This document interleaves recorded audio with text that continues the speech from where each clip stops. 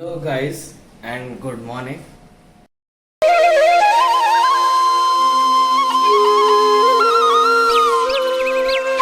So this is day 2 of our journey. We reached Krishneshwar and plan is to do a darshan. हम रात को थोड़ा late हो गए थे. हम रात को सोच रहे थे जल्दी पहुंच जाएंगे बट ऐसा हुआ नहीं. सो 10:30 हो गए मैं आते आते. Then we took a hotel just to stay and plan था कि अर्ली मॉर्निंग 5:30 बजे यहाँ आरती होती है तो 5:30 बजे आरती लेंगे बट आँख खुली नहीं. सबके सब इतने थक गए थे कि सब सोए रहे. So now it's around 8. तो प्लान है कि अब यहाँ से दर्शन करेंगे एंड दर्शन करके इलोरा केव एक्सप्लोर करके औरंगाबाद के ब्यूटीफुल क्विजीन्स खाने के बाद हम यहाँ से निकलेंगे टुवर्ड्स आवर अगली जर्नी जो है रतलाम की तरफ और उसके आगे कोटा और दिल्ली की तरफ. सो मैं मिलता हूँ आपसे चैनल पे. बने रहिए और आगे के ब्यूटीफुल व्यूज़ और भोले बाबा के दर्शन को एंजॉय कीजिए. हर हर Mahadev. 5 minutes later.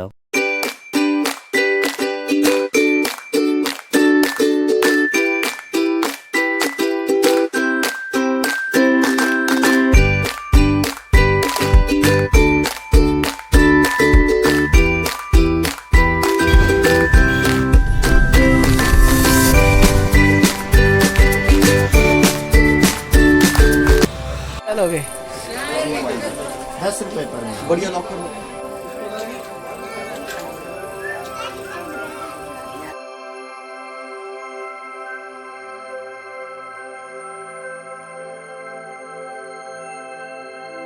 Hello everyone. सो दर्शन हमने कर लिया. हम सोच रहे थे कि भीड़ थोड़ी सी तो होगी बट वीकडेज हैं तो शायद आई थिंक भीड़ नहीं थी उतनी. एक्सपीरियंस बहुत सरल था. अंदर हमें दर्शन में ज़्यादा टाइम नहीं लगा. कृष्णेश्वर की एक कहानी है. उससे पहले मैं आपको मिलवाता हूँ. मैं जो आपको बताया था कि हमारे साथ 2 बंदे हो रहे हैं उनमें से एक और है और उनका नाम है दिनेश रैना है. मुझे पता था आप सब जानते हो ना. तो लेके चलते हैं और उनसे पूछते हैं कि उनका एक्सपीरियंस कैसा था. हेलो दिनेश भाई. कैसा रहा आपका एक्सपीरियंस आज के दर्शन का और अब तक की जर्नी का? एक्सपीरियंस बहुत अच्छा रहा. अर्ली मॉर्निंग तो हम लोग नहीं पहुंच सके क्योंकि कल का दिन काफ़ी हेडेक था. कल हमने बेंगलोर से औरंगाबाद क्रॉस करके यहाँ एक होटल लिया था एंड हमने कल 1000 किलोमीटर के आसपास कवर किया था तो इट वाज टू हेक्टिक. तो it means this is our achievement so far.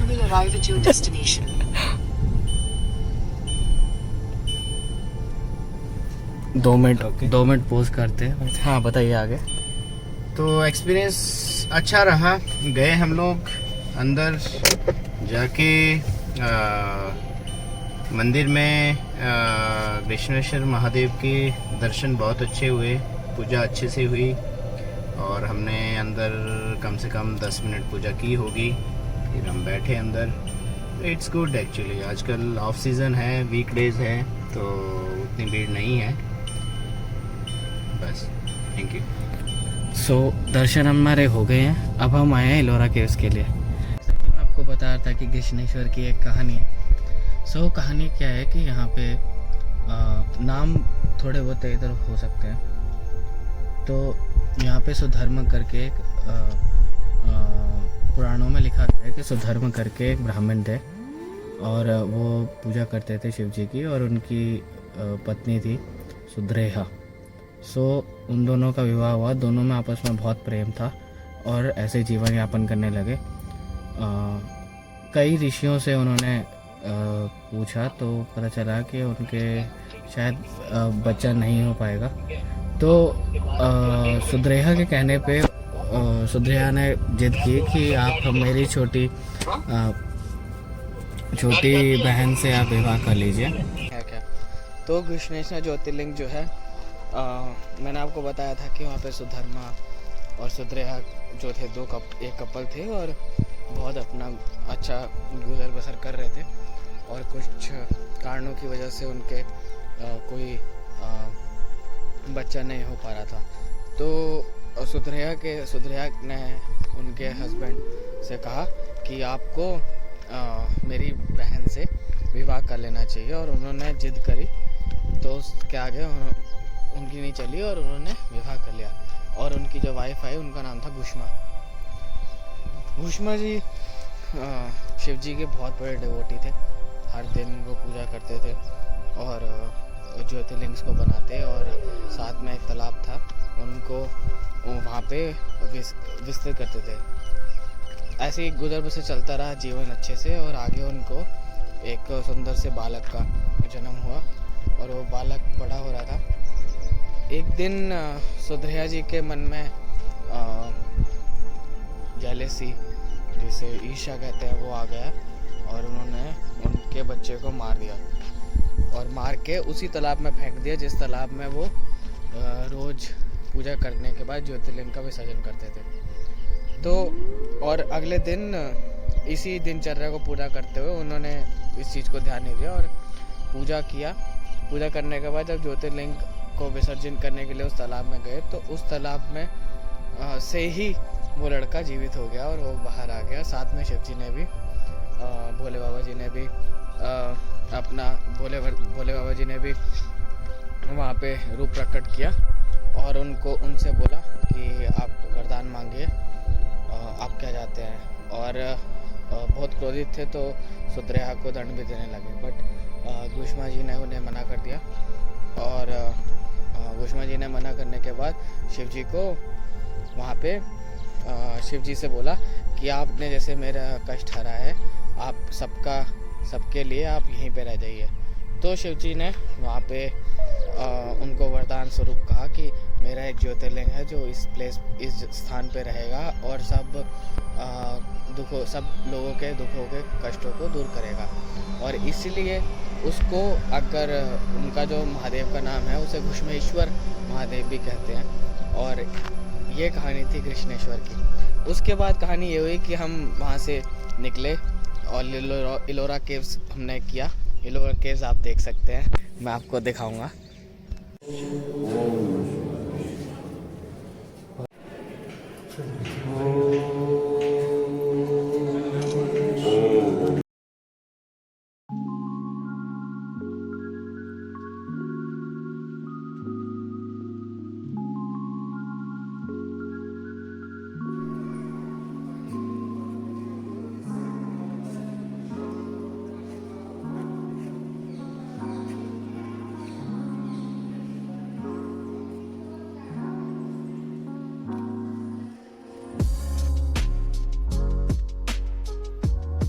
Hello guys, सो वापस आ चुके हैं। बताया था मैंने कि आपको कि इलोरा केव्स महाराष्ट्र में पड़ती है और वो 34 केव्स हैं और वो 3 डिफरेंट फेसेस में बनी है।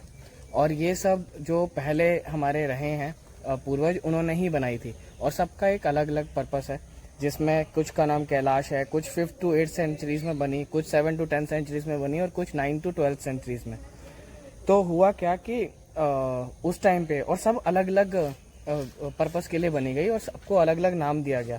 इलोरा केव्स आ रहा है, उनके लिए लोकेशन प्लान ये है। हम अभी किधर हैं?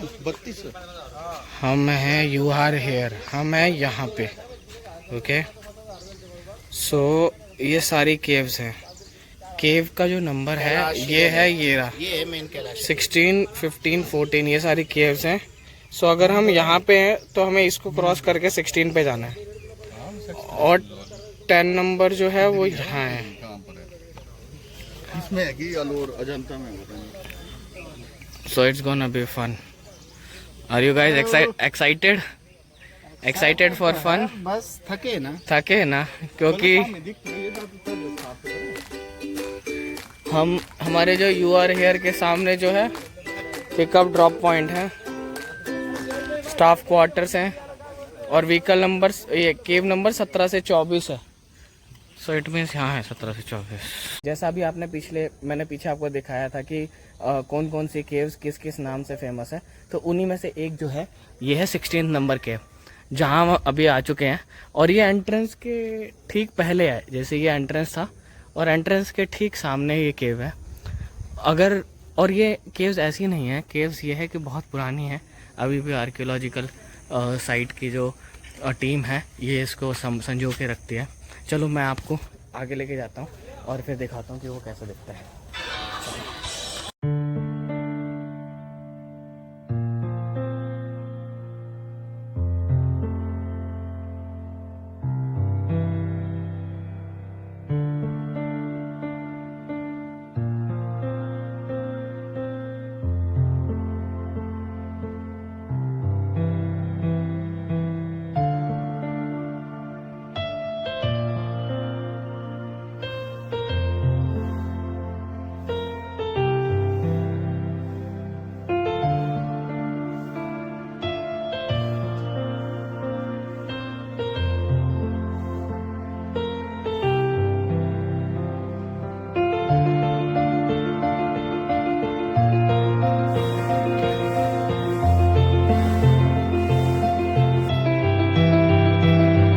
को ये नहीं बताया कि हमारे साथ एक और बंदे कौन थे, तो वो हैं सुभाष भाई उर्फ विक्की, जो हमारे साथ बैंगलोर टू ट्रैवल कर रहे हैं, बैंगलोर टू हिमाचल, और हैं दिनेश भाई के यहाँ से ही पद्दर। तो अब मैं आपसे मिलाता हूँ, और अब तक वो कैमरे से भाग रहे थे कहते मेरी फोटो नहीं खींची, मेरी ये नहीं खींची। अब मैं उनको एक्सपोज करने वाला हूँ। और अभी मैंने बताया था कि अभी हम अजंता केव्स में है और केव नंबर 16 है, एलोरा केव सॉरी, तो एलोरा केव्स में है केव नंबर 16। तो मैं अब आपसे भाई के पास लेके चलता हूँ और भाई से पूछता है कि उनका अब तक की जर्नी एक्सपीरियंस और इस केव का और दर्शन का एक्सपीरियंस कैसा था। ओवर टू भाई ये तो बहुत गजब चीज़ है। यहाँ पर तो क्या बोलते हैं, एक दो घंटे तो काफ़ी है नहीं।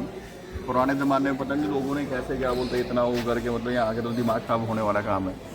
सो दिमाग खराब, उनके कहने का मतलब है कि इतना खतरनाक कलाकृतियाँ हैं जो इमेजिनेशन है कि इतना अच्छा है। और इमेजिनेशन को किस तरीके से इन्होंने इम्प्रिंट किया है वॉल्स में, और उस टाइम मतलब कैसे वो सोचा होगा आइडिया, कैसा नहीं, वो सब मतलब सोच के समझ के बाहर है। कभी कभार हम कहते हैं ना कि हमें नहीं पता चलता और हमें रुकना चाहिए, देखना चाहिए हमारे आसपास क्या है, उसकी ब्यूटी को निहारना चाहिए। उन्हीं में से एक चीज़ है ये कि ultimate experience.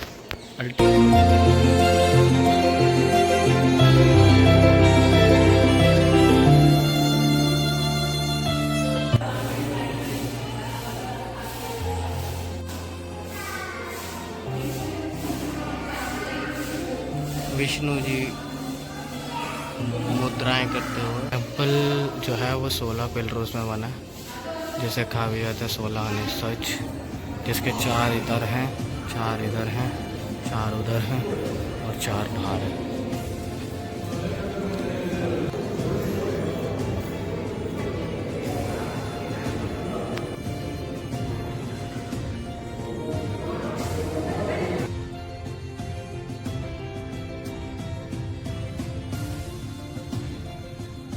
Details which are mentioned for cave 15, which is also known as Dashavtara cave because of the various incarnation of Vishnu depicted here.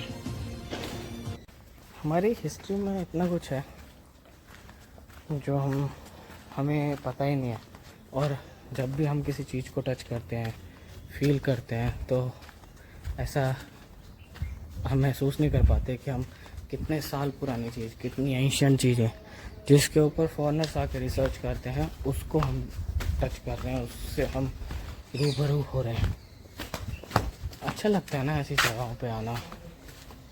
हाँ, बस ये है कि आप आओ, मेंटेन करो थोड़ी सी साफ़ सफाई, and on top of it ये कोशिश करो कि ये सब चीज़ें प्रिजर्व रहें। तब तक के लिए मैं आपसे अलविदा लेता हूँ। देखते हैं अभी हम आगे और कौन कौन सी केव है। यहाँ पे एक्चुअली 34 केव्स है और इतना टाइम है नहीं, तो 34 केव्स में से हमें कौन कौन सी कर पाते हैं वो देखते हैं। ये 15th है, 16th हम कर चुके हैं, विच वॉज अ कैलाश केव। सो इसके बाद देखेंगे कि हम आगे किधर मूव करना है। यूजुअली प्लान आज हमारा ये है कि आज हमें हिट करना है। कुछ खाया नहीं है, भूख बहुत तेज़ लग रही है, सो लेट्स सी तब तक के लिए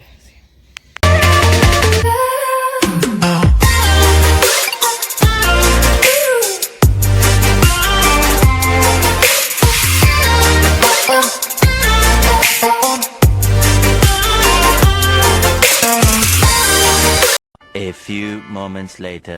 घृष्णेश्वर टेम्पल, इलोरा केव्स को एक्सप्लोर करते करते समय बज गए 12 और आज हमने कुछ टारगेट कंप्लीट नहीं किया था जर्नी के लिए और भूख लग रही थी जोरों की जिसका कोई हद नहीं। तो हमने लिया ब्रेक और ब्रेक के लिए हम रुके होटल बालाजी। बहुत अच्छा खाना था।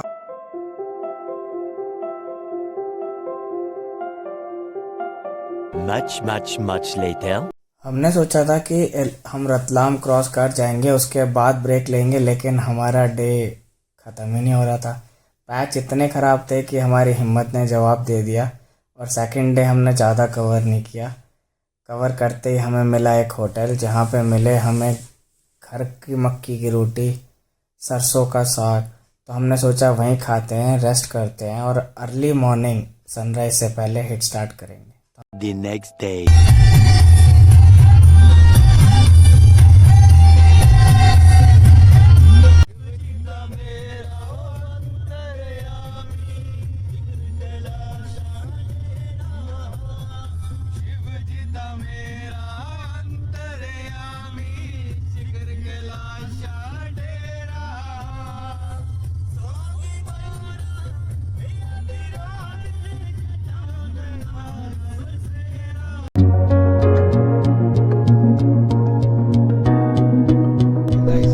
गुड मॉर्निंग, कैसे हैं आप? इलोरा केव्स के बाद की जर्नी ये थी कि इलोरा केव्स आ गया और इलोरा केव्स को हमने क्रॉस करके रात को स्ट्रेच खींचा रतलाम से थोड़ा पहले तक। और रतलाम से थोड़ा पहले तक जब स्ट्रेच खींचा था तो कल हमने ओवरऑल 400 किलोमीटर ही रन किया था। और फिर हम स्टे किया एक होटल में। खाना बहुत अच्छा था, एमपी से पहले था और रतलाम वहाँ से तकरीबन 20-22 किलोमीटर। तो वो छोड़ के हम फिर वहाँ पे स्टे किया सो दैट हम अर्ली जल्दी सो जाए। और सोने के बाद हम सुबह आज उठे हैं विच इज़ अ डे 2 के जर्नी में हम ऑलमोस्ट वहाँ से 967 प्लस 400 अराउंड 1400 किलोमीटर आ चुके हैं। और 1400 किलोमीटर में हम एमपी से थोड़ा सा पहले एमपी में ही हैं। अब पाव भाजी भी मुंबई वाले क्या खाने आएंगे दिल्ली में ही तो सब है। पूरा पराठे वाली गली सब चीज़ तो दिल्ली में ही है खाने। कहीं ऐसा ना हो सरोजनी से कपड़े लेने आ जाए। कहीं सरोजनी में कपड़े अच्छे हैं तो फिर मुंबई वाले आ गए। तो गाइस अभी हम निकलने की तैयारी कर रहे हैं। 7:30 हमने ले लिया एक छोटा सा नैप और इसके बाद अब देखते हैं कितना स्ट्रेच खींचते हैं। ऑलमोस्ट ये तो ख़त्म कर ही देंगे, तो उसके बाद देखते हैं किधर तक पहुँचते किधर नहीं। होपफुली आज टारगेट है कि हम कोटा टच कर जाए या उससे भी आगे अगर निकल सके तो। बाकी आपको अपडेट मिलती रहेगी। अकेले एंजॉय द व्यू। डे 3 हम स्टार्ट कर चुके थे तो रुकने का मन नहीं किया। हमने सोचा खींचते जाते हैं, खिंच जाएगा। मुंबई एक्सप्रेस वे आ गया तो राइडिंग और आसान हो गई। हाँ, हमने ब्रेक्स लिए बीच में, कॉफ़ी ब्रेक्स लिए सीसीडी में। It was amazing. हम रात के अराउंड 9 बजे पहुंच गए थे Delhi, which was an achievement for us. और ऐसे ही इसके साथ ये व्लॉग एंड होता है। खुशियाँ बांटते रहो, हसल करते रहो। अगर अच्छा लगे तो लाइक शेयर सब्सक्राइब कर लेना चैनल को। मैं आपके साथ एक नई स्टोरीज के साथ फिर जुड़ूंगा। हर हर महादेव।